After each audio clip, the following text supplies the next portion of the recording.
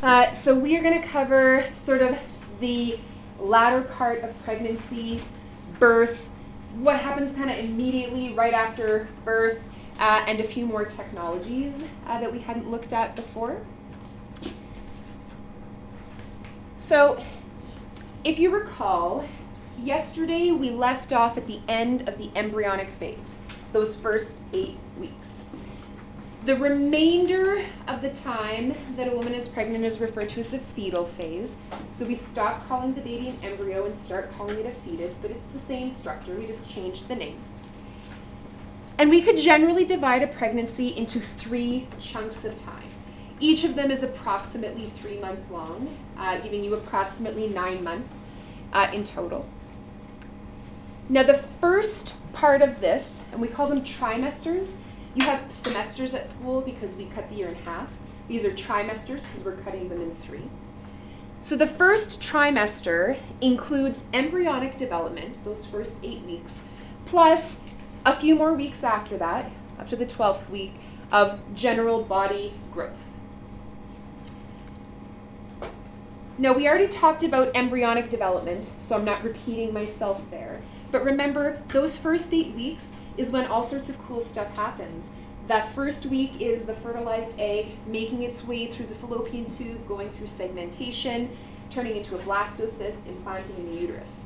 The second week is when we have gastrulation, so we get those 3 distinct layers and cells start becoming things. In the third week, we have neurulation, where the nervous system starts to form. That's also when the heart starts beating, and I showed you that clip. And then in the next few weeks, we begin developing most of the other body systems. Now, by the end of the first trimester, it's possible to distinguish male and female organs. And so it would be possible to determine the sex of the baby visually, potentially. Now, even though you could at this point, most people wouldn't have an ultrasound until a few weeks later, when it's even easier to distinguish. Even then, sometimes it's hard to distinguish on ultrasounds because they're grainy and not super clear. And sometimes they could think that it's a girl, but it's a boy because something is covering things. And so keep in mind that even though we could at this point, it's not always super easy. Now that's the first 3 months or so. The second group of 3 months, so months 4 through 6, we call the second trimester. The heart is loud enough to hear at this point. Remember, the heart started beating way up here, but it was so tiny. It's like this little cluster of cells. And if you were trying to, just like with a stethoscope or a heart rate monitor, like detect that fetal heart rate, it would be tough. But in the second trimester, you can hear the baby's heart beating without using super duper fancy technology. And so at this point, when I was pregnant with my daughter, they would let me listen, a little stethoscope, to my kid's heart beating every single time. And you can sometimes hear your own heart beating kind of in the background too. And it always reminds me of the episode of Friends where Monica and Chandler are adopting a baby and there's a girl who's pregnant. And she doesn't know that she's pregnant with twins until she gives birth to them. And she says, well, they said both heartbeats are fine, and I thought they just meant mine and the baby. So anyways, that's neither here nor there, that's just fun. The brain continues to develop, the nervous system is working full force here. In the second trimester, the legs really start to become more than just little stumps. They get longer, they're easy to see, and you can feel the baby kicking at this point. Now that is a weird thing. The first time you feel a human being kick you from the inside, you are like, what? What just happened? I remember it was like evening entertainment at my house, especially during the end of my second trimester, because you could see from the outside of my belly the little feet and hands punching out at the outside, and like you could see her moving. Super creepy, like I had an alien growing inside me. Babies develop something called lanugo. It's like a little kind of furry coating on the outside of their skin during the 5th month. During the 3rd trimester, brain cells are continuing to form. So even though the nervous system like got itself set up here, it's still growing and developing throughout this whole process. The testicles descend, a layer of fat appears under the skin. and the respiratory and digestive systems are the last to mature. So even though during the first trimester we got things on the go, not all of the systems are fully functional. If you have ever seen, either in real life or as part of a movie or a TV show, babies who are born prematurely often go to the ICU, the intensive care unit, or the neonatal ICU that they call the NICU. That's what that stands for.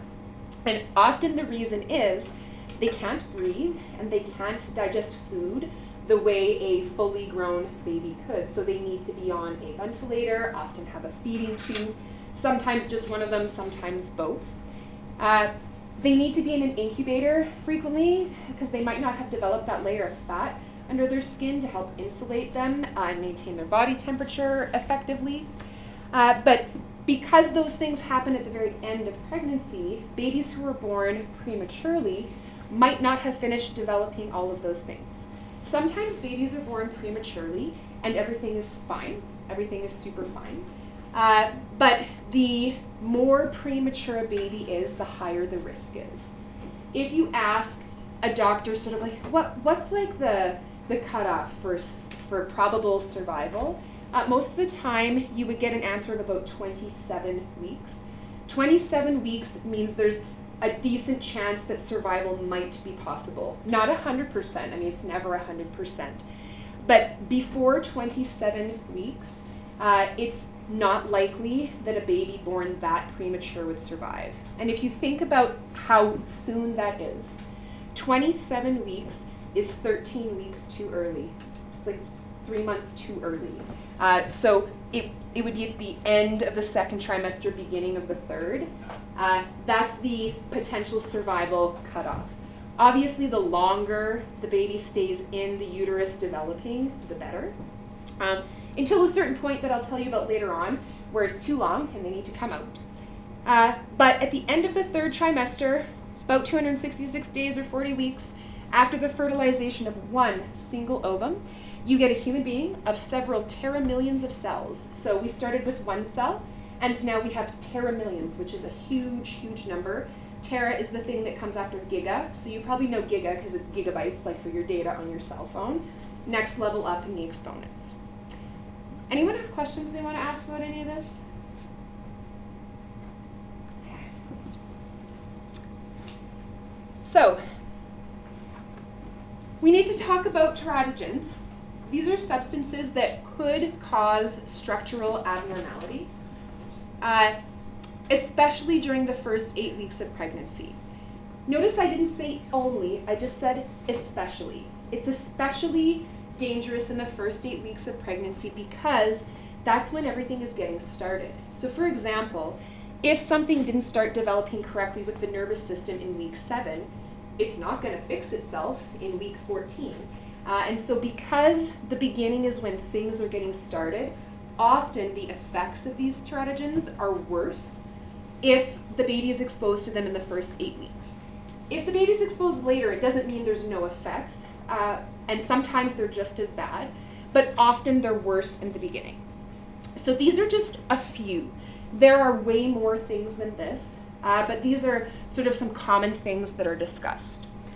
One thing is nicotine. It can cause reduced birth weight, premature birth, which we just said was not a great thing, and miscarriage.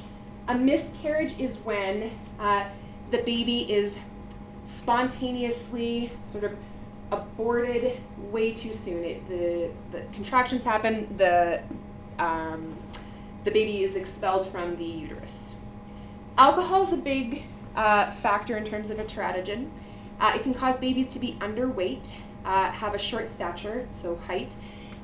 There's some characteristic head and facial defects that go along with it. Learning difficulties often follow suit.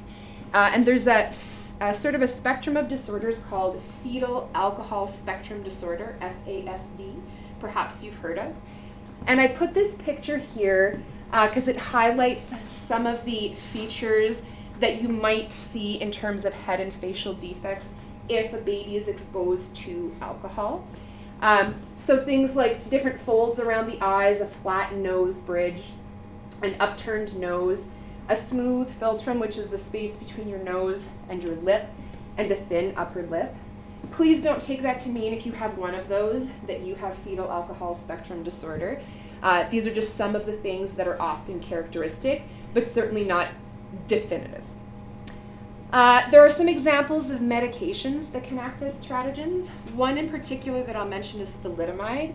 It's a medication that had been really useful at preventing nausea.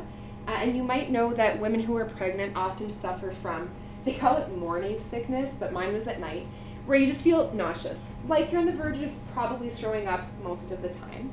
And this thalidomide was really effective at dissipating the feeling of nausea, but turns out it also was really good at stunting the growth of limbs and resulted in a lot of babies being born with missing or really deformed limbs, arms, and or legs. I'm just wondering, does marijuana have anything to do with that effect? Certainly could. I haven't put it on this particular list, but realistically, any drug, even one that is a prescription drug, and like that's what thalidomide is a prescription drug, can have effects.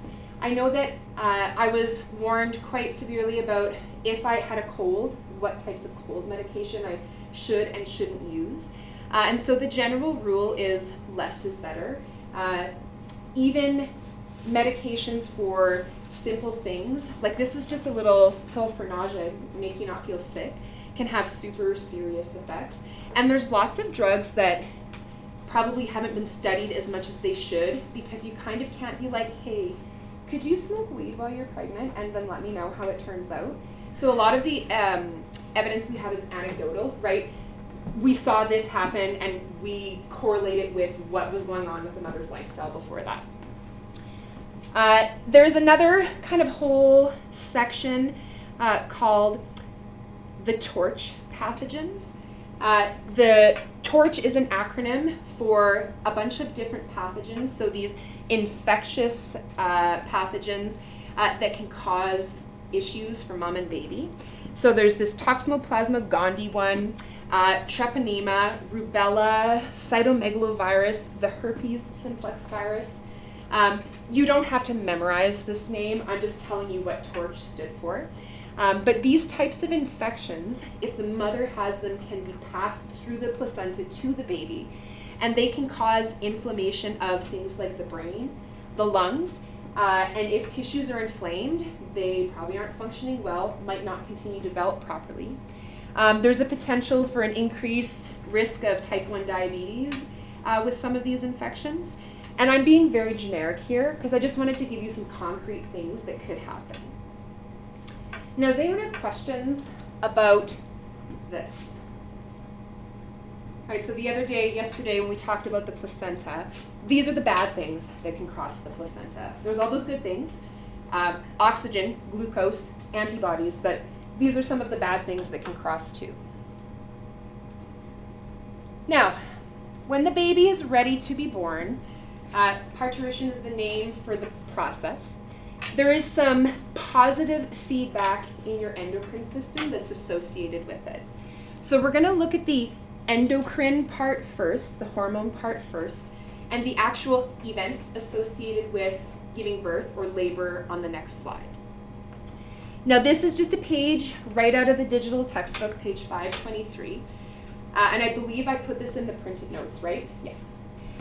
Now if I look at the pathway includes posterior pituitary, this hormone that we mentioned the other day but haven't talked about yet, oxytocin, the uterus, and the cervix.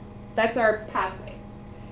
So if I take a look at what's happening, when the baby is getting ready to be born, it should be in a head down position. When the baby's head is in the downwards position, it should start pushing on the cervix. Remember, the cervix is the opening to the uterus. It's between the uterus and the vagina. The baby's head pushes down, causes the cervix to stretch. That causes positive feedback.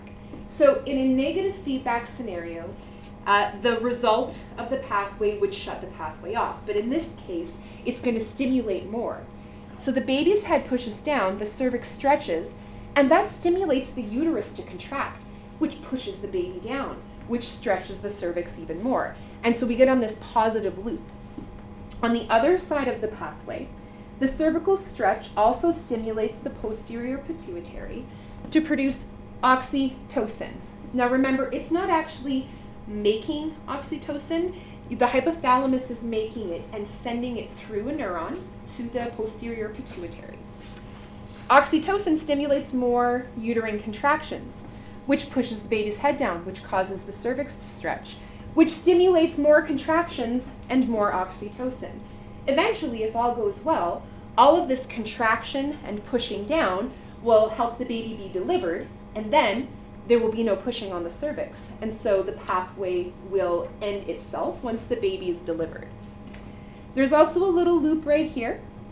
The uterus itself produces prostaglandins, which helps with softening of the uterus. Those prostaglandins have a positive feedback loop as well. So 2 hormones, oxytocin, prostaglandins. The entire thing is a positive feedback loop instead of negative feedback loop. Now, something you should know is that I mentioned before the associated events I'll go on to the next slide with. When the uterus is contracting, the strength and frequency increase. It starts off infrequent and not super intense and becomes much more frequent and much more intense. I had some contractions. They did not feel good. If I could give you a comparison, for the guys, I'm sorry, you won't have a benchmark for this, but for the girls, imagine your worst menstrual cramps times like 1,000,000. That's what contractions feel like. They did not feel good. Anyways, the other part of this is, aside from those hormones and how they're working, what are the stages of labor? So this is from the digital textbook as well, and it shows you the 3 general stages of labor. The first stage is pictured here on the left. It's the cervical dilation stage. The cervix needs to dilate or expand, get wider, so the baby's head can fit through it. Perhaps you've seen on TV or in the movies, or maybe in real life, maybe you were there when your mom had a baby or someone had a baby, that she was 2 centimeters dilated or 5 centimeters dilated. 10 is the golden number. 10 centimeters dilated is usually what they're looking for. This can take not very much time or a really super duper long time. So notice the time frame is 2 to 20 hours, and it really varies person to person. Often if it's a 2nd or 3rd or 4th pregnancy, the time frame is shorter. My mom says the time frame isn't actually shorter. You just realize you don't need to go to the hospital as soon and you stay at home for this first part. The second part, which takes anywhere from half an hour to 2 hours, is the actual delivery of the baby. That is when the baby exits the uterus, goes through the cervix, through the vagina, and the head comes out. Should be head down. If the baby is not head down, not face down like that, then there are some strategies that can be used to help fix that or compensate for that. The third part, and I mentioned this the other day, is the delivery of the placenta. The placenta, remember, is this organ that only develops when a woman is pregnant. As soon as the baby's delivered, she doesn't need the placenta anymore. So the placenta is delivered.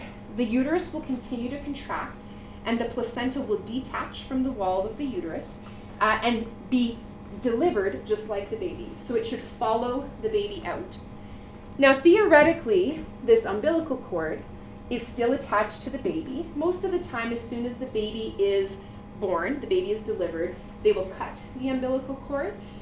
There are some people who don't do that right away, and some of my documentaries will address that when we watch them tomorrow. So about 15 minutes after the baby is born, usually the placenta comes out as well. Question? Sometimes it was like a suction cup. Yes, there are lots of tools that can be used to help get the baby out at this point. Things that look like tongs, little forceps, suction cups.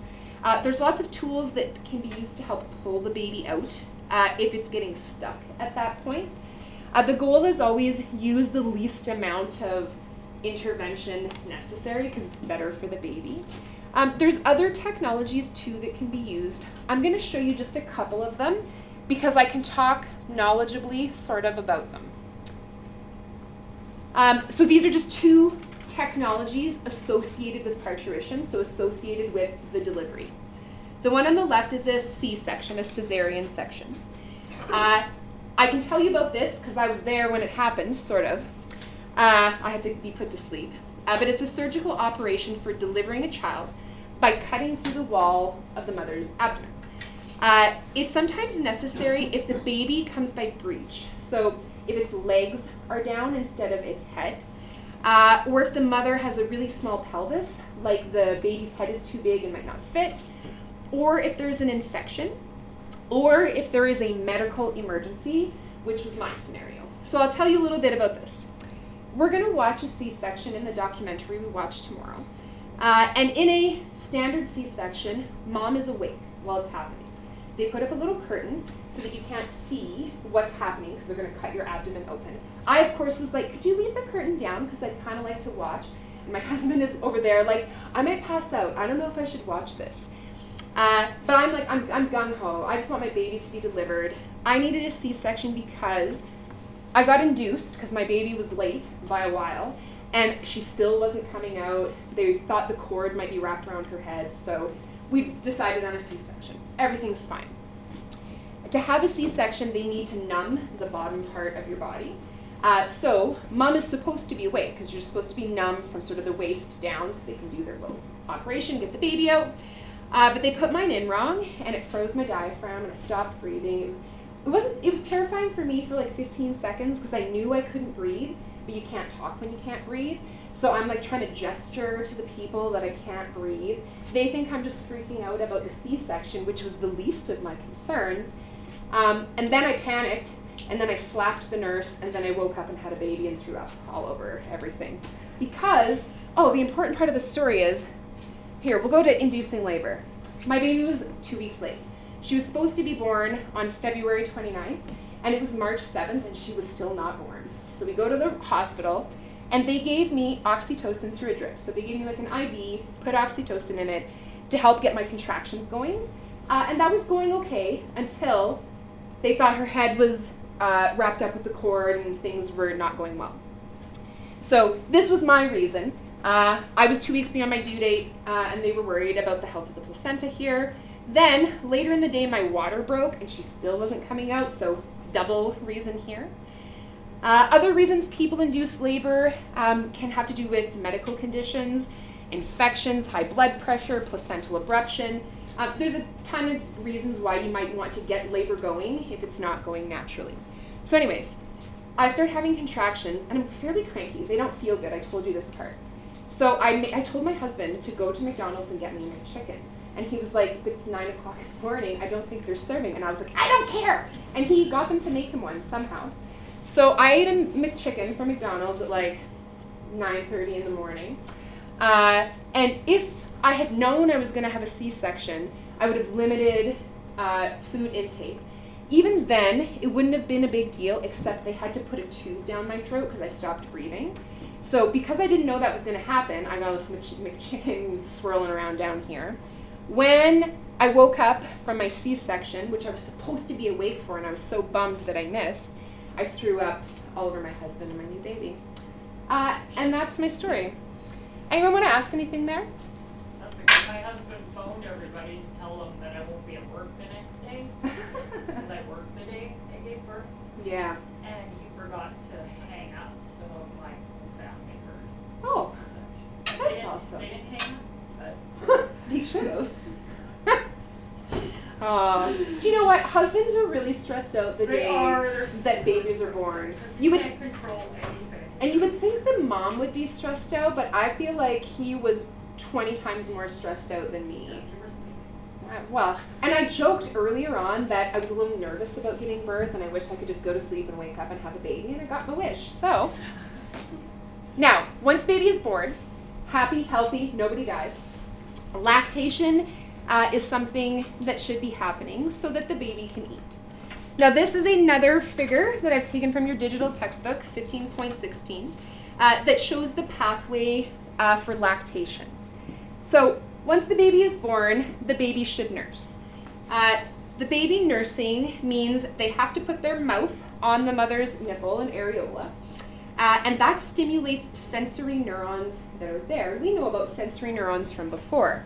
So this arrow up here is that first point that I wrote. The suckling stimulates nerve endings in the nipple and areola of the breast. So we got our sensory neurons there. The stimulus arrives at the hypothalamus, so you can see it up here. There's your pituitary gland and your weird-shaped hypothalamus. The hypothalamus detects that stimulus, tells the posterior pituitary, hey, secrete some oxytocin, same hormone that we just saw before. Oxytocin in this loop causes the mammary lobules, or lactiferous lobules, to contract, and milk is ejected. Now this is another example of a positive feedback loop where as long as the baby continues to suckle, the loop continues to occur. The baby would suckle if milk is being produced, and so as long as the baby is latched on, this pathway can continue to occur. Now oxytocin can only cause milk to be ejected if milk has been produced. And so there's another hormone that was on our anterior pituitary list called prolactin that stimulates the production of milk, whereas oxytocin stimulates milk ejection. So one of them helps the milk to be produced, the other helps the milk to be ejected. Now, like I said, this is a positive feedback loop. As long as the baby continues to suckle, then this loop can continue, which means that a woman could choose to breastfeed for kind of as long as she wants to. For most people, sometime within the first year is when they would stop breastfeeding. And there are various reasons why a person would continue or not. Some women have trouble breastfeeding, like it's just not working, the baby's not getting enough food, and you might want to supplement. That might be the reason. But there are examples of women who have continued to breastfeed for years because it's a positive feedback loop. As long as there's still stimulation, stimulating the hypothalamus to say, yep, baby's suckling, let's produce and let down milk, then it can continue to occur. Anyone want to ask anything about lactation? Okay. Now, the last little bit of this is, hey, what about people that can't have babies but want to? Or what about people who don't want to have babies? What are some things that we could do there?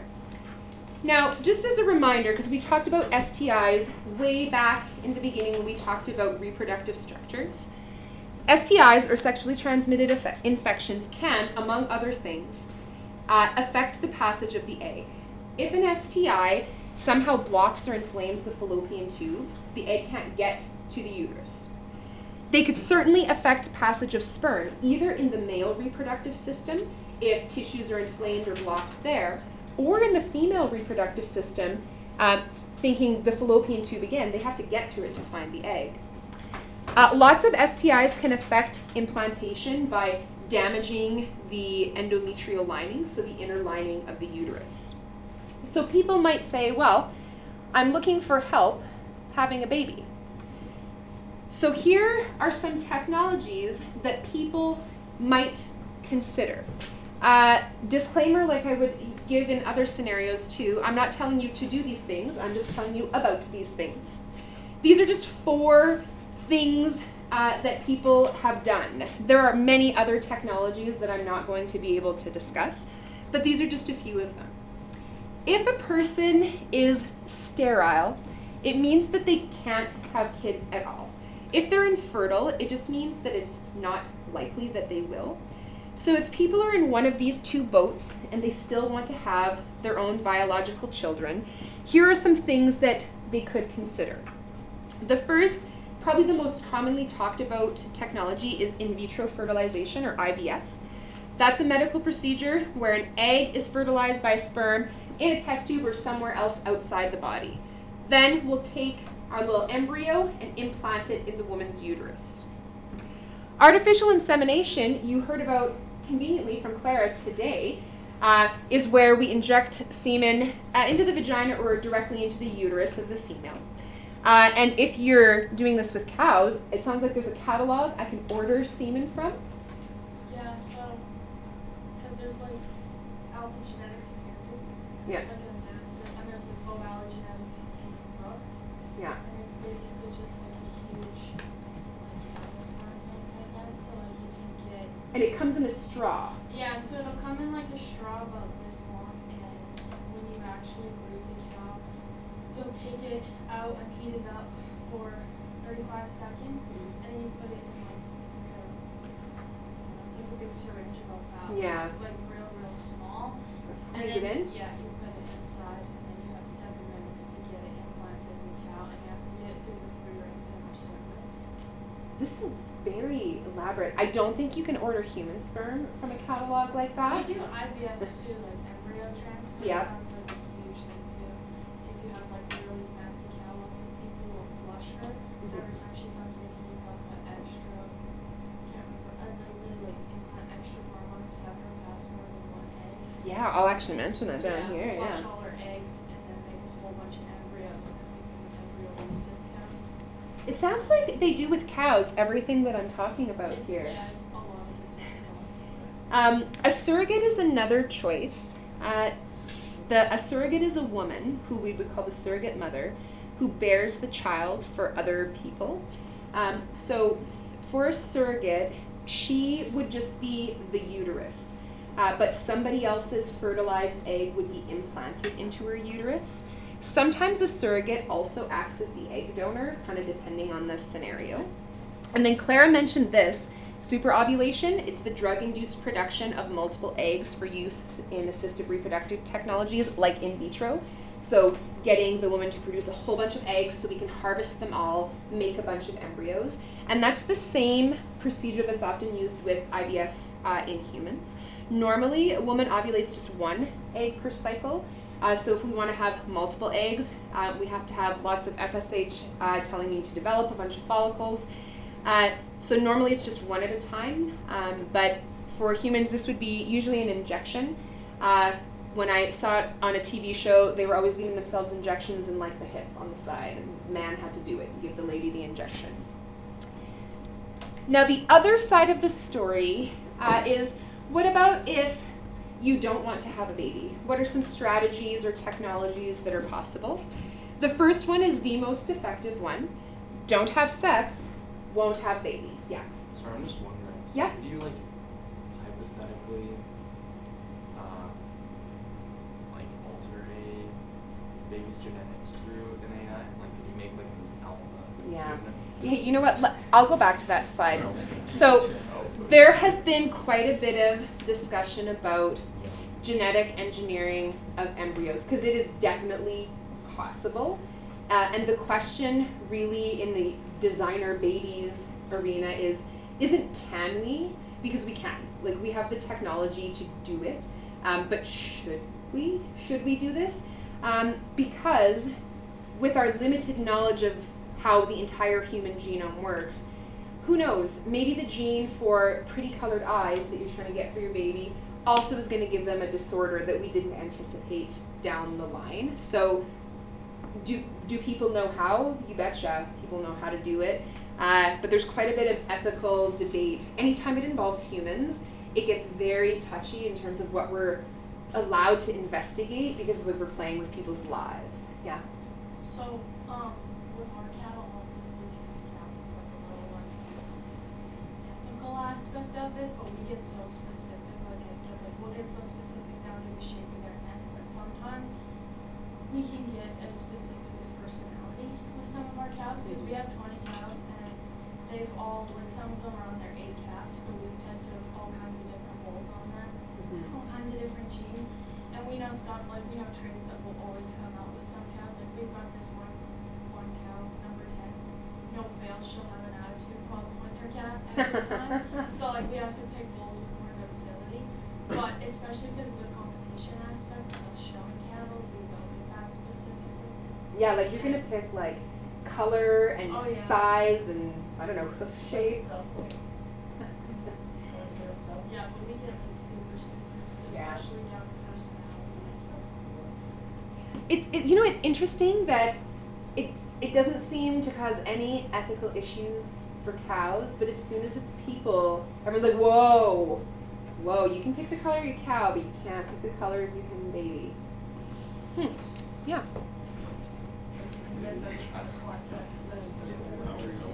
You could.